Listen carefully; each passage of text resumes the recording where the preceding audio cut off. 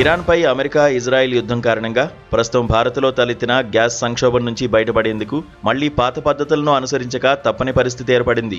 గతంలో బొగ్గులు, కిరోసిన్ స్టవ్లపై వంటలు చేసుకునే విధానం తిరిగి వచ్చింది.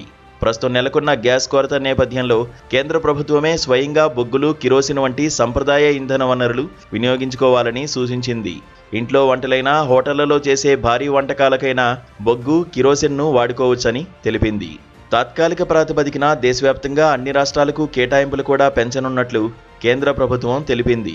రాష్ట్రాలకు ప్రస్తుతం కేటాయిస్తున్న 1,00,000 కిలోలీటర్ల కిరోసిన్కు తాజాగా 48,000 కిలోలీటర్ల కిరోసిన్ను కేంద్ర ప్రభుత్వం అదనంగా కేటాయించింది.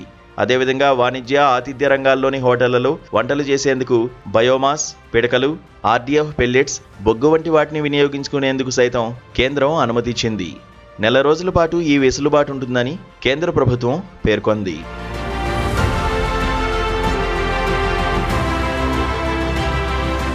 మరోవైపు గృహ వినియోగ ఎల్పీజీ ఉత్పత్తిని 28% మేర పెంచినట్లు చమురు మంత్రిత్వ శాఖ అధికారి పేర్కొన్నారు.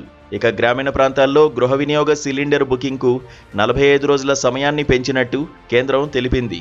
దీని ప్రకారం ఒక కుటుంబం ఒక సిలిండర్ పొందిన తర్వాత మరో సిలిండర్ బుక్ చేసుకునేందుకు 45 రోజుల పాటు నిరీక్షించాల్సి ఉంటుంది. ఇక పట్టణ ప్రాంతాల్లో ఈ నిరీక్షణ సమయాన్ని 21 రోజులుగా గత వారమే నిర్ణయించింది. గ్యాస్ సిలిండర్లను నిల్వ చేయడం, బ్లాక్ మార్కెటింగ్ను నిరోధించడానికి బుకింగ్ వ్యవధిని 21 రోజుల నుంచి 25 రోజులకు పెంచినట్లు కేంద్రం తెలిపింది. గతంలో 55 రోజులకోసారి గ్యాస్ బుకింగ్ చేసుకున్న వారు ఇటీవల 15 రోజులకే గ్యాస్ బుకింగ్ చేసుకుంటున్నట్లు తమ దృష్టికి వచ్చింది. ఈ క్రమంలోనే గ్యాస్ బుకింగ్ నిబంధనలు కఠినతరం చేసినట్లు కేంద్ర ప్రభుత్వం వెల్లడించింది. ఇదిలా ఉంటే పౌర సరఫరాల శాఖ పరిధిలోని రేషన్ దుకాణాల ద్వారా కిరోసిన్ పంపిణీ చేయనున్నట్లు కేంద్ర మంత్రి హర్దీప్ సింగ్ పూరి ఇప్పటికే పార్లమెంట్లో ప్రకటించారు.